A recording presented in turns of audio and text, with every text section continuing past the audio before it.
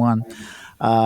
Kim Morgan has joined us on the line, General Manager of Public Affairs with the Master Builders Association, South Australia. Now, you know that group. We often talk to Will Frogley, but today we're speaking with Kim Morgan. Kim, thank you for joining us in this holiday period. Morning, Paul. Morning to your listeners. Now, yesterday we were chatting at length in regards to housing affordability, about how that narrowing of availability of the amount being able to be to loan, to have a bank loan with the money that you earn, and how that's limiting the suburbs where people can be. We've talked about this, and I said yesterday it's like Groundhog Day, Kim, when it comes to talking about building properties and trying to get things happening, I guess is the best way of putting it. You've just heard that conversation. Hopefully you heard a little bit of what Michelle Lensink had said, but you've certainly heard what Blair Boyer had said. Have you got a comment firstly about what he said in regards to tradies' uptakes and their ability to retain or apprenticeships retaining their positions? Yeah, sure, Paul. I think on apprenticeship numbers, first of all, certainly the numbers we've seen have been really encouraging. From Inseeva, we know there's a lag with that data, but Blair Boyer's numbers around all construction trades being up are consistent with what we've seen. So construction apprenticeship commencements up about 17% in that 12-month period. That's really positive, and really positive to see carpentry, electrical and plumbing in particular, those big three trades, all with solid increases. I don't think anyone's under any illusions, though, that there's not a lot more work to be done. It's really, I suppose, a challenge born out of in a way, a positive origin, Paul, that the sector's grown from a $16 billion sector in South Australia 4 years ago or so to roughly a $20 billion sector, and we know it's going to keep growing with the tunnels coming on. There's huge demand there with the Torrens to Darlington, with work on AUKUS that'll ramp up, and that's the construction work, not the actual building of the nuclear subs, and then all these houses we've got to build. So I don't think anyone's under any illusions that we've got a lot more work to do, and certainly there's a lot being done to try and throw everything at getting more young people into trade apprenticeships. And I guess one of the key things that was touched on towards the end of the discussion was a lot of young people come into the industry, and I guess once you've made that transition from study, school, TAFE, and then suddenly you're working, it's very different applying those skills into real life and being in the real world, as you would put it. And that can, for some, be a tough transition. And that's why I've always thought mentoring is a really positive perspective. That is an aspect that you do have as a part of the Master Builders Association. Am I correct? Yeah, really glad you've raised that point. I couldn't agree more that mentoring, particularly in those first and second years of apprenticeships, is crucial. You're quite right that someone coming out of a classroom at high school and then finding themselves on a construction site where it's physically demanding work, it's mentally demanding, and it's a different social dynamic as well. You're going out of an area where there's teachers around you into an area where you're working with tradespeople. That is a big transition. So we've just started a program this year, Paul, called Keeping Tradies on Track.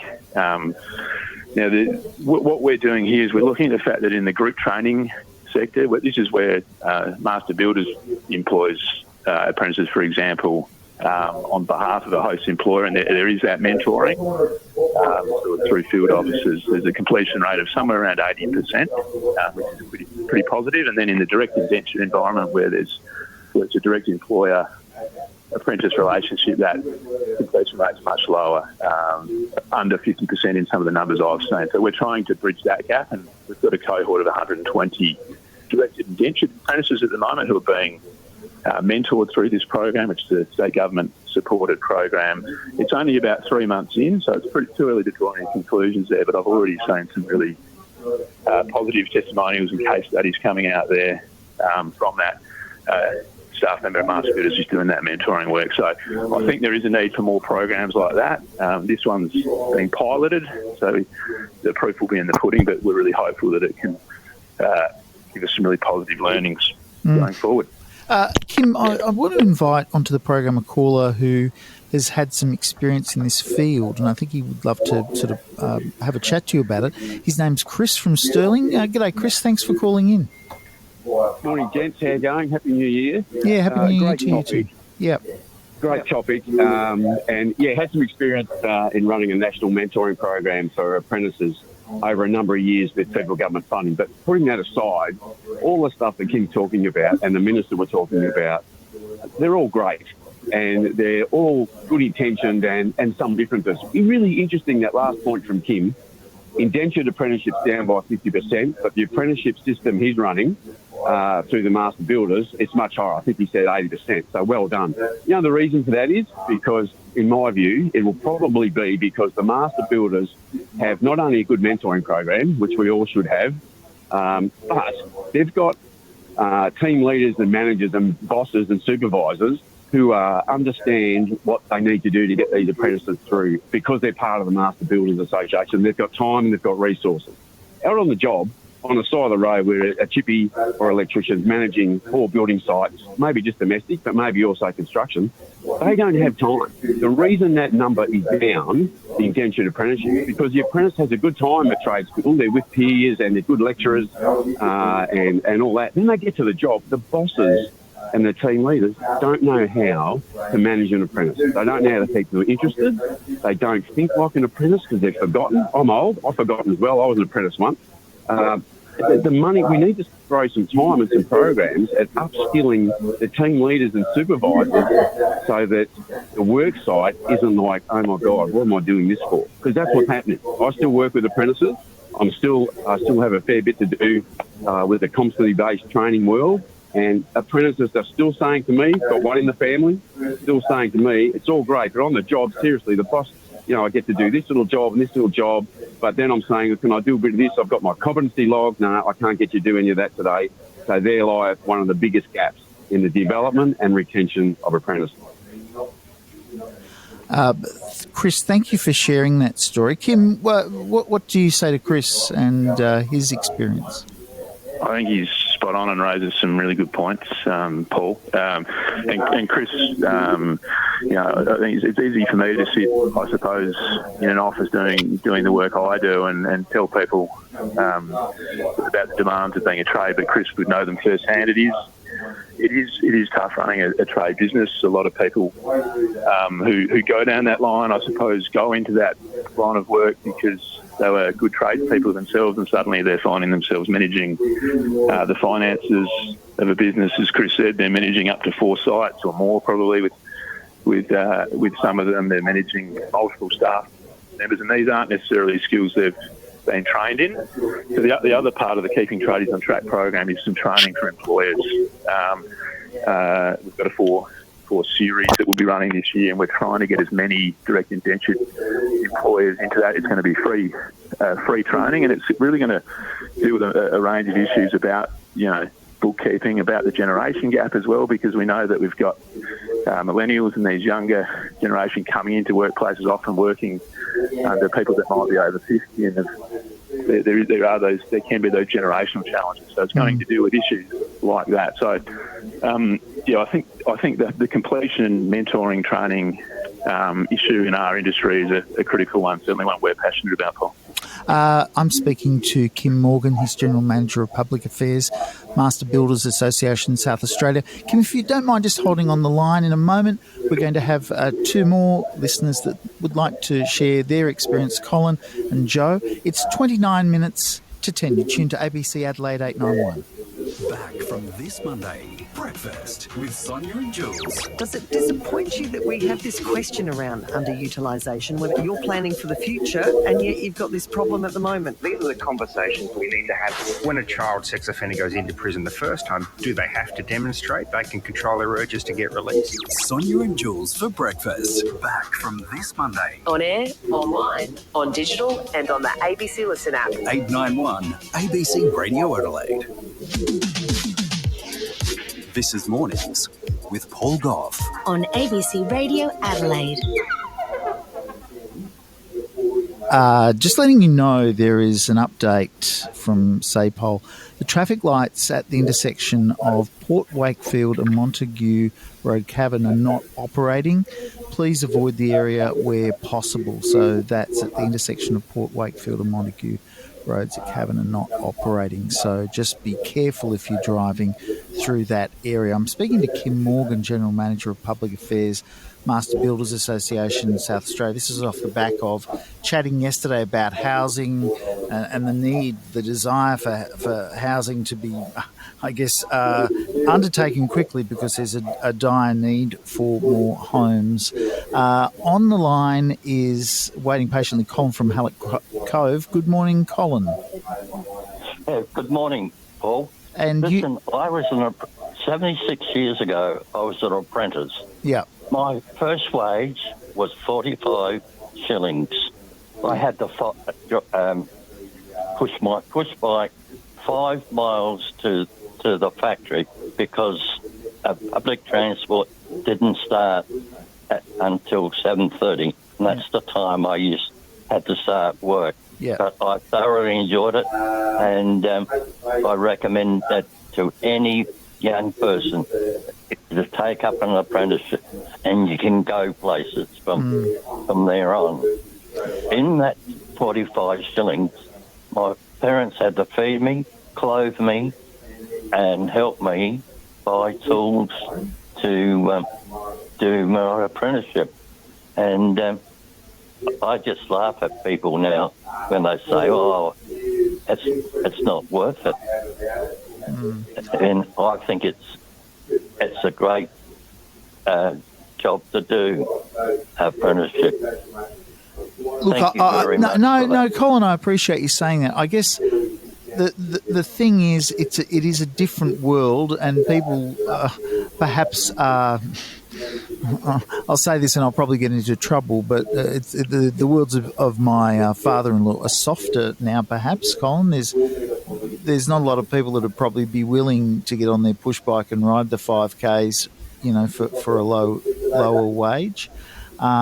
That's not saying that all young people are bad or all young people are like that, but it's just what I'm trying to illustrate is it's a very different world, and that's your experience, and no one can take that away from you, and you gained a lot from it, and I'm really appreciative of you sharing that story with us, Colin, so thank you.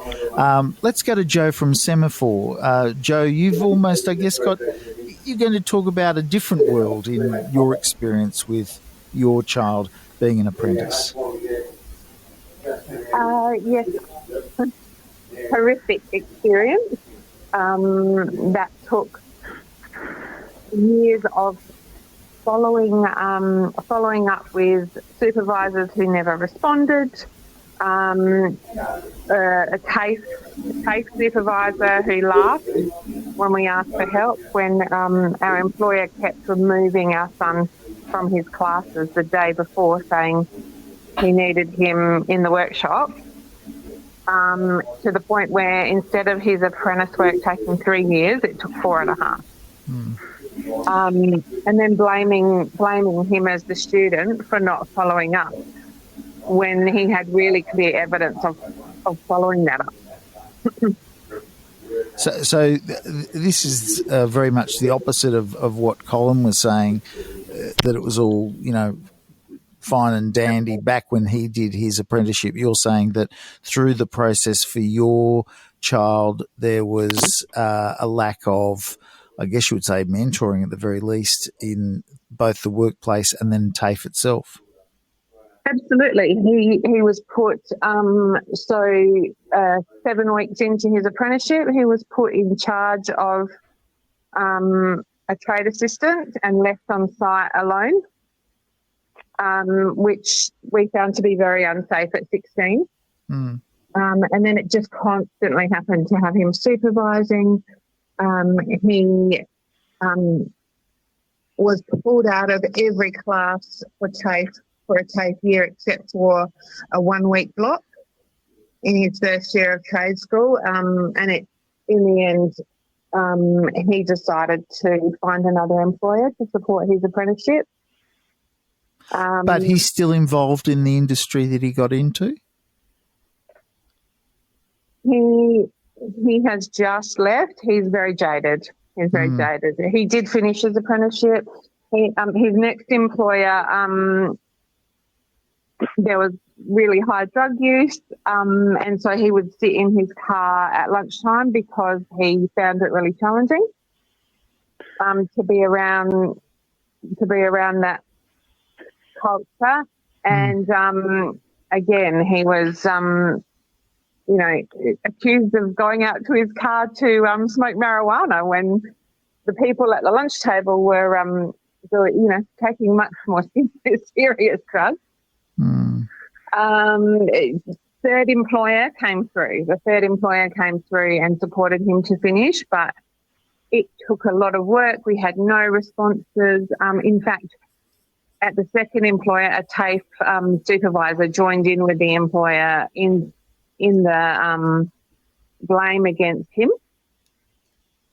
until we provided the evidence. And, we did get an apology. But if we hadn't been around to support him with that, he would not have completed that apprenticeship. Joe, thank you for sharing your story, and I realise it's been a tough experience for your child. I hope, who's obviously a young man now, I hope he finds success in whatever area he moves to. Kim Morgan, you've heard that conversation, both the positive story of our first caller and then Joe, who's described what her child went through in the apprenticeship. Have you heard anecdotally of this kind of thing occurring? Thanks to Joe for sharing that. Look, I think it's been incredibly disappointing to hear, I'll say, first of all, without knowing the specifics. I mean, we're in a pretty dire skills shortage, as we've said off the top, and that sparked this conversation. We need to make sure our industry is attractive and safe and welcoming for young people that want to be involved. Look, I certainly think that the vast majority of people employing apprentices, the business employing apprentices, want to do the right thing by them. We've got about 100 host employers in our group training organisation, and these are made up of terrific people that want to give back to the industry in many ways, and we need them taking on apprentices and skilling that next generation.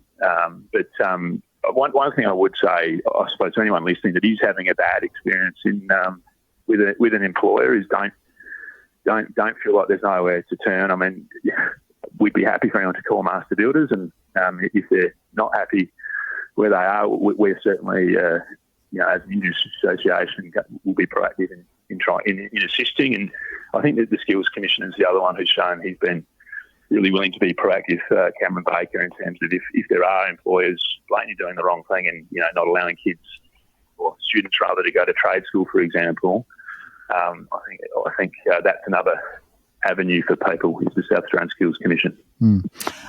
Kim Morgan, thanks for your time today. One thing that did come up yesterday, and one solution that was offered, was the idea of leasing land and having more like modular or even pod-style homes on them as a way of quick fixing the solution. What's your idea on that as an option? Because obviously those kind of modular properties would be quite easy to put together. Yeah, I think one of the good things about the housing shortage, we've been talking about the skills shortage, the housing shortage obviously is one of our other great priority at the NBA as well. One of the good things has been the fact that it's led to innovative suggestions like this that we just wouldn't have heard 5 years ago. In terms of the land leasing suggestion, I haven't actually heard of that one, but in terms of modular, I think modular does a little bit behind in Australia in terms of adopting prefabricated and modular technology. In parts of Europe and North America, it is quite prevalent. I do know of some major builders in the state who are investing some R&D in that situation. I mean, if you could build a house in under 6 months, or get a house up in under 6 months, rather than the 12 to 18 that it can take, clearly that means we can build them much faster. Thanks, Kim Morgan, for your time today. I appreciate you being available. General Manager of Public Affairs at the Master Builders Association, South Australia. Thanks, Paul. It's coming up to 17 and a half minutes to 9. A lot of your texts coming in. Nick has called in or sent us a text. He said, I'm a third-generation plumber but project manager now. I love having a trade and love so many things about it. I do get a bit disgruntled when the older generation compare it to their time, though, as it is completely different now. Back then, you could leave an apprenticeship on a job to keep doing things. Now, they have to be supervised. It used to be a simple application to becoming a plumbing contractor. Now it takes many in-depth courses. It's just not comparable from the past to now. So thank you for your text. My daughter is doing an apprenticeship through a local council, and she's been allowed to attend TAFE 2 days a week to speed up her qualification. She's loving it, but only able to do it financially with her parents' help. She's 28. Well, thank you for your texts.